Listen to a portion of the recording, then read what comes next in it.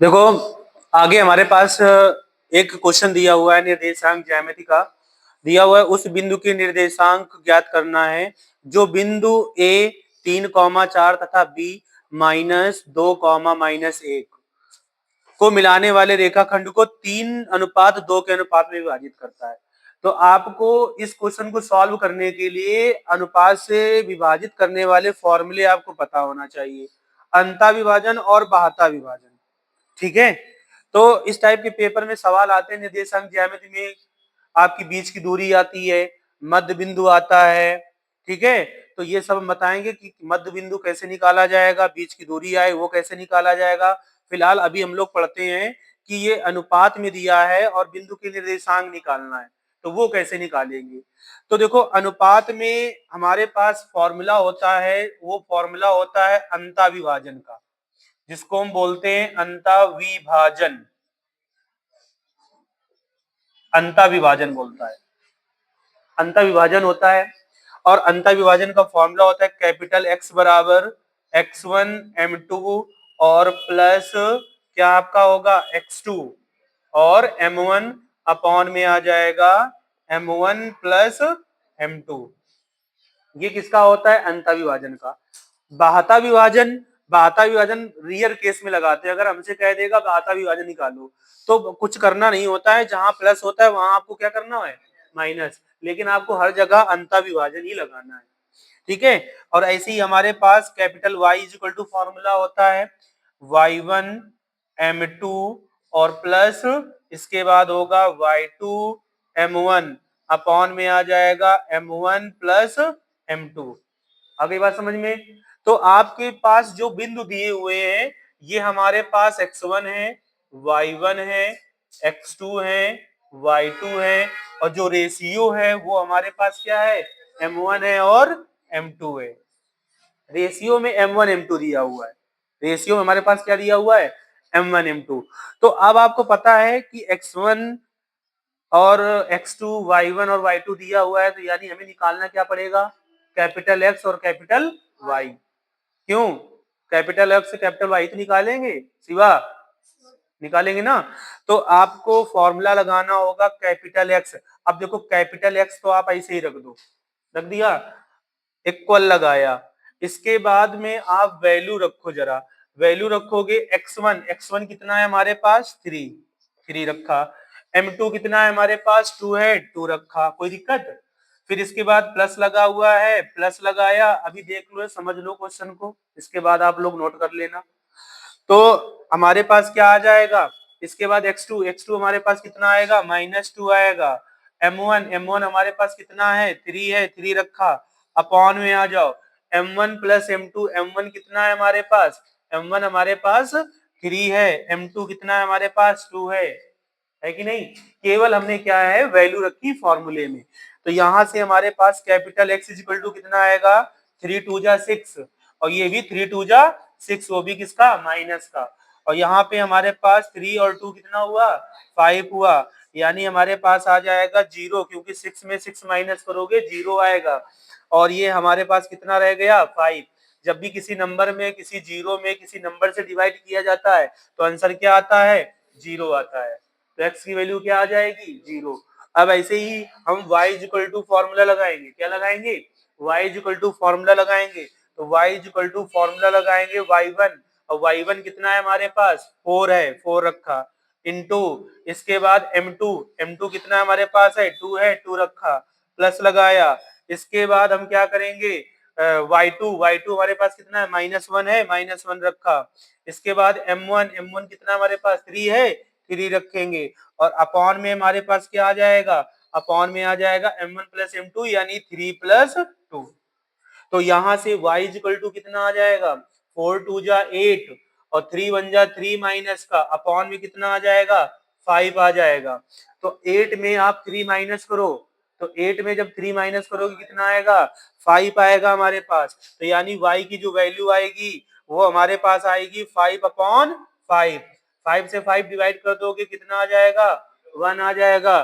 तो उस बिंदु के निर्देशांक ज्ञात करना था, तो वह बिंदु हमारे पास क्या आ जाएगा, 0,1, यानी 0, हमारे पास 1 आ जाएगा।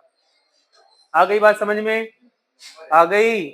तो कुछ नहीं करना है, अगर अंता विभाजन में आपको इसी फॉर्मूले का ही यूज करना है। अगर क्वेश्चन में आ जाए उस बिंदु के निर्देशांक ज्ञात करो जो दो बिंदुओं के से होकर जाता है और 3:2 अनुपात में विभाजित करता है, तो यानी वो बिंदु तुम्हारे कैपिटल एक्स और कैपिटल वाई ही रहेंगे। रहेंगे कि नहीं रहेंगे? और एक चीज और समझ लो जरा थोड़ा सा शॉर्टकट में, बीच की दूरी हमने बताया था, एक क्लास में हमने बताई थी बीच की दूरी कैसे निकालते हैं। बीच की दूरी का फॉर्मूला होता है d इक्वल टू रूट के अंदर क्या होता है x1 माइनस x2 का whole square plus y1 minus y2 का होल स्क्वायर। यानी बीच की दूरी का हमने फॉर्मूला बताया था, रूट के अंदर होता है x1 माइनस x2 का whole square plus y1 minus y2 का होल स्क्वायर। इसके बाद एक फॉर्मूला और भी आपको याद रखना है मध्य बिंदु का। किसका याद रखना है? मध्य बिंदु का। तो मध्य बिंदु का फॉर्मूला होता है कैपिटल X बराबर x1 प्लस x2 बाई 2 और कैपिटल Y बराबर होता है y1 प्लस y2 बाई 2। तो ये किसका फॉर्मूला होता है? ये मध्य बिंदु का फॉर्मूला होता है। किसका फॉर्मूला होता है? मध्य बिंदु का। आ गई बात समझ में? तो बीच की दूरी का याद रखना है, ठीक है, अंता विभाजन याद रखना है और मध्य बिंदु याद रखना है। कोऑर्डिनेट ज्योमेट्री में बस यही तीन फॉर्मूले आपको याद रखने हैं। मध्य बिंदु याद रखो, बीच की दूरी नहीं याद रखो और अंता विभाजन याद रखो। ठीक है, नोट कर लीजिए।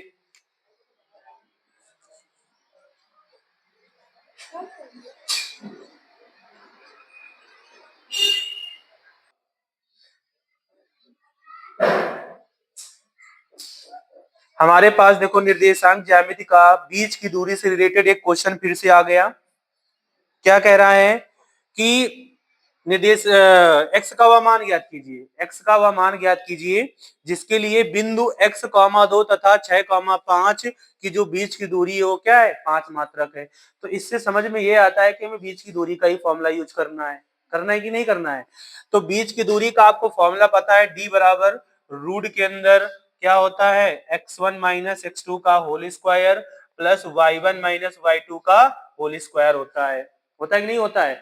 अब यहाँ पे बात आती है x1 और y1 x2 y2 होता क्या है? तो हमारे पास ये x1 होगा, ये y1 होगा, ये x2 होगा और ये क्या होगा? y2 होगा। बीच की दूरी कितना है? 5। तो d जो होगा वो हमारी बीच की दूरी होती है। तो d के स्थान पे कितना आ जाएगा आपका?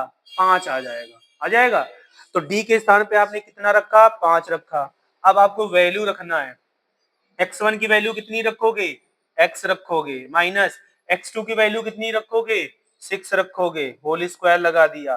फिर इसके बाद प्लस लगाया। y1 की वैल्यू कितनी रखोगे? y1 आप रखोगे 2, y2 कितना रखोगे? 5 रखोगे, होल स्क्वायर लगा दिया। लगा दिया।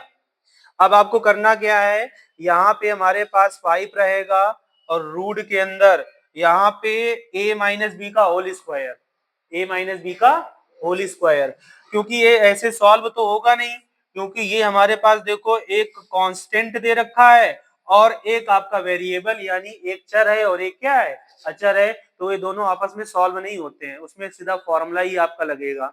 क्या लगेगा? a माइनस बी का होल स्क्वायर यानी ए स्क्वायर प्लस बी स्क्वायर यानी 36 माइनस 2ab यानी 6 2 जा 12x।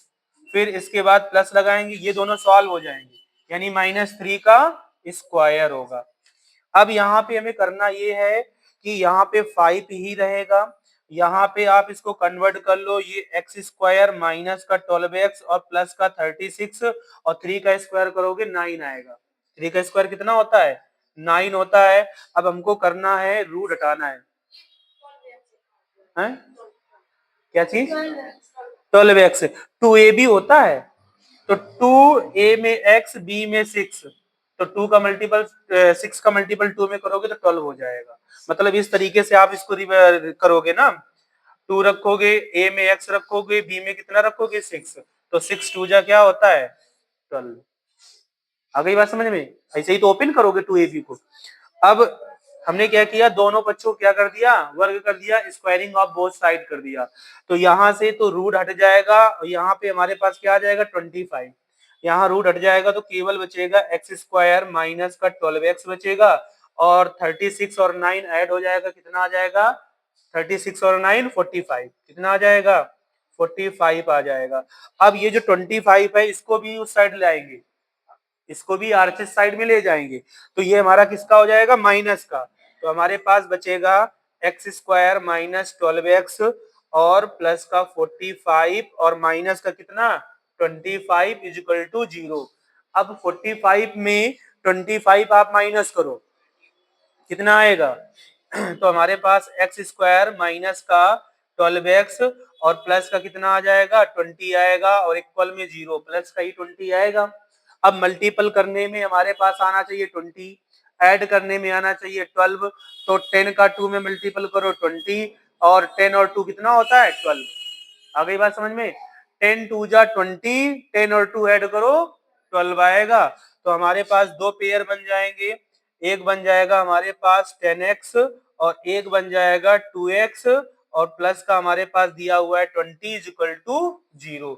अब क्या करेंगे, दो दो पेयर बना लो आप, दो दो क्या बना लेंगे, पेयर बना लोगे। इन दोनों में कॉमन क्या मिलेगा x, तो हमारे पास क्या आ जाएगा x माइनस 10 आ जाएगा। आ रही है बात समझ में, इन दोनों में कॉमन क्या मिलेगा -2, तो माइनस का जब हमने 2 कॉमन किया तो यहाँ तो x रहेगा रहेगा, ये माइनस इसको प्लस को माइनस कर देगा, 2 का डिवाइड 20 में करोगे तो कितना आ गया 10 आ गया, इज इक्वल टू में क्या आ गया 0। हमें देखना ये होता है कि ये दोनों ब्रैकेट्स हमारे क्या हो इक्वल हो। तो एक ब्रैकेट में आपका क्या आ जाएगा, एक ब्रैकेट में हमारे पास रहेगा x माइनस 2 और एक ब्रैकेट में रहेगा x माइनस 10 इज इक्वल टू 0, यानी x माइनस 2 इज इक्वल टू 0, तो x की वैल्यू कितनी आ गई 2 आ गई। ऐसे ही x माइनस 10 इज इक्वल टू 0, तो x की वैल्यू कितनी आ जाएगी 10 आ जाएगी। आ गई बात समझ में। तो अगर आपकी बीच की दूरी के क्वेश्चन आते हैं तो मैक्सिमम करके x की वैल्यू ज्ञात करो, p की वैल्यू ज्ञात करो, जिसकी बीच की दूरी कुछ ना कुछ आपको दिया होगा, ठीक है। तो इस तरीके से हम क्वेश्चन को सॉल्व कर लेंगे। तो अच्छे से आ गया ना समझ में, कोई किसी को दिक्कत नहीं ना। तो अगर पेपर में आता है तो आपको एक भी क्वेश्चन छोड़ना नहीं है, सारे क्वेश्चन अटेंड करके आने हैं। पहले जितने क्वेश्चन आते जाए सही से नंबर डाल करके उनको सॉल्व करते जाओ, जो अच्छे से आ रहा हो, ठीक है। और सारे क्वेश्चन कोशिश ये करो कि सारे क्वेश्चन आपको आने चाहिए। पेपर में जब भी बैठो तो आपको लगे कि नहीं हमको सारा पेपर आ रहा है, ठीक है। आपने सुना होगा कि मेहनत ऐसी करो कि किस्मत भी शर्मा जाए, मेहनत ऐसी करो कि किस्मत भी शर्मा जाए और नौकरी ऐसी करो कि पड़ोसियों को भी बुखार आ जाए, ठीक है। तो इसलिए मेहनत ही सब कुछ है, यही आपका बेस है। ये अगर आपका अच्छा होगा तो आने वाला कल भी अच्छा होगा। तो आप लोग मेहनत करते रहो, नोट कर लीजिए इसको।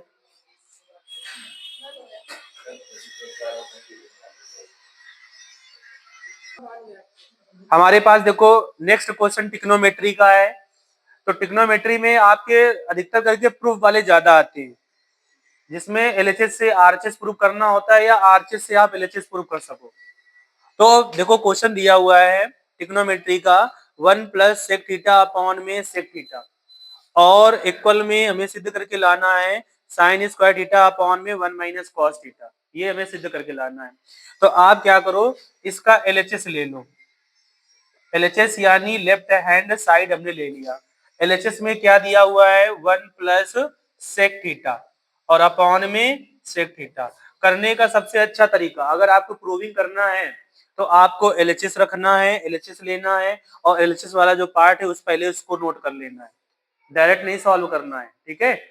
अब हम करेंगे क्या कि जो सेक होता है वो किसका अपोजिट होता है, सेक, सेक होता है कॉस का अपोजिट, किसका अपोजिट होता है कॉस का, यानी 1 तो आपका ऐसे ही रहेगा, जो सेक होगा वो कॉस होगा, यानी आप सेक को लिखोगे 1 अपॉन कॉस थीटा, याद कर लेना कि सेक को लिखेंगे 1 अपॉन कॉस थीटा, कॉस को लिखेंगे 1 अपॉन सेक थीटा, ठीक। ऐसे ही नीचे आ जाते हैं, सेक है इसको हमने कर लिया 1 अपॉन कॉस थीटा, यहां तक कोई प्रॉब्लम।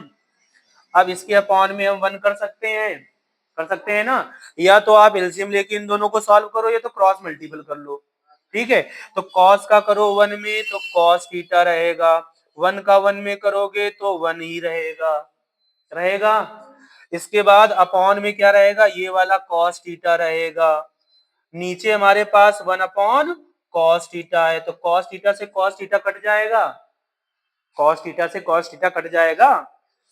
क्यों कट जाएगा? क्योंकि इसका मल्टीपल इसमें होगा, ये ऊपर जाएगा तो ऊपर नीचे तो काट सकते हैं ना, तो हमने नीचे ही इसको डिवाइड कर दिया। तो हमारे पास क्या बचेगा? केवल बचेगा 1 प्लस कॉस थीटा अपॉन में 1 बचा। बचा कि नहीं बचा? अब हम लोग किसको देखेंगे? आरएचएस को देखेंगे कि आरएचएस में देखें क्या आ रहा है, देखेंगे कि 1 नीचे हमारे 1 माइनस कॉस थीटा आ रहा है।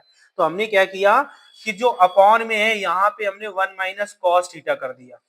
जब नीचे किया है तो ऊपर भी करना पड़ेगा, जब नीचे मल्टीपल किया है तो ऊपर भी हमको क्या करना पड़ेगा? 1 माइनस कॉस थीटा से मल्टीपल करना पड़ेगा।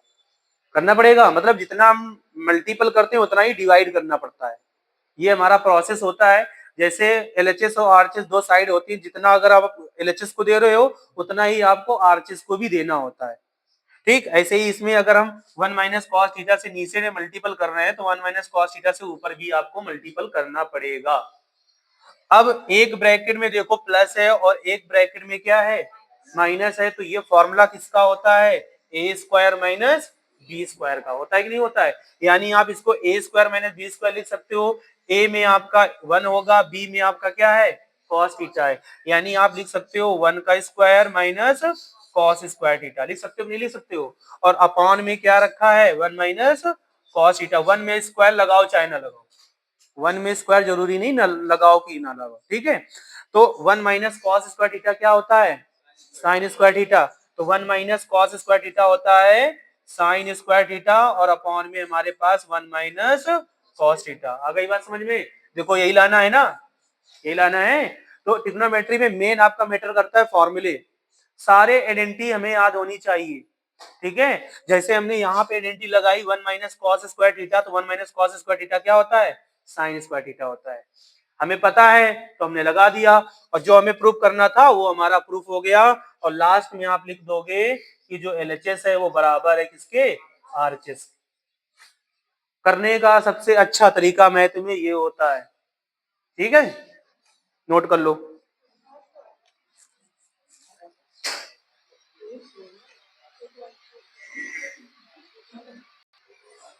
देखो आगे हमारे पास एक द्विघात समीकरण का क्वेश्चन दिया हुआ है कि p minus 1 x² plus P x plus 1 का एक शून्यक माइनस 3 है, तो p का मान ज्ञात करो। तो हमने बोला था अगर इस टाइप का अगर क्वेश्चन आता है तो वो x की वैल्यू होती है। अगर कोई शून्यक दिया होता है तो वो समझ लो हमारा क्या है? x है। तो हमारे पास समीकरण दिया हुआ है p minus 1 x² plus P x plus 1 दिया हुआ है, इक्वल आप जीरो कर लो सबसे पहले। x इजिकल टू कितना रखोगे आप? -3 रखोगे। तो जहां पे x होगा वहां पे कितना रखना है? -3 रखना है। तो हमारे पास आ जाएगा p माइनस 1 इंटू -3 का स्क्वायर प्लस यहाँ पे p इंटू -3 और ये प्लस 1 इजिकल टू क्या आ गया? 0 आ गया।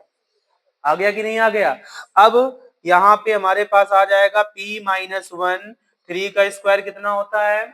9 होता है। 3 का स्क्वायर कितना होता है? 9। तो हमारे पास आ जाएगा 9, और यहाँ पे -3 का मल्टीपल p में करोगे तो आपका आ जाएगा माइनस का 3p और ये प्लस का 1 इजिकल टू क्या आ गया? 0 आ गया। अब 9 का मल्टीपल कर दो तो हमारे पास कितना आ जाएगा? 9p माइनस का 9, और माइनस का कितना दिया हुआ है? 3p plus 1 is equal to 0। इस टाइप का क्वेश्चन एक सेट में आया था, हमें लगता है ना? आया था ना? तो अब आपको करना क्या है? 9p में 3p माइनस करो 6p, तो हमारे पास आ जाएगा 6p, और 9 में हमने कितना माइनस किया? 1, तो कितना आ जाएगा? माइनस का हमारे पास 8 आ जाएगा, और इक्वल में कितना आ गया? 0। ये 8 आप उधर भेज दो तो प्लस का 8 हो जाएगा। तो p is equal to 6, p is equal to हमारे पास आ जाएगा 8। तो p की वैल्यू आ जाएगी 8/6। 2 से इसको डिवाइड करो, 2 4 जा 8, 2 3 जा 6, तो p की वैल्यू कितनी आ जाएगी? 4/3। आगे बात समझ में? अगर एक शून्यक हमारे पास दिया हुआ है, अगर एक शून्यक दिया हुआ है तो समझ लो वो हमारे पास x है, ठीक है? तो x के स्थान पे हम -3 रखेंगे और p की वैल्यू आसानी से निकाल लेंगे। 6p आया कहां से? ये 9 का मल्टीपल p में करोगे 9p रहेगा, 9 का मल्टीपल 1 में करोगे 9 रहेगा, इसके बाद 9p में 3p माइनस करोगे कितना आएगा 6p आएगा, कितना आएगा 6p आएगा, नोट कर लो।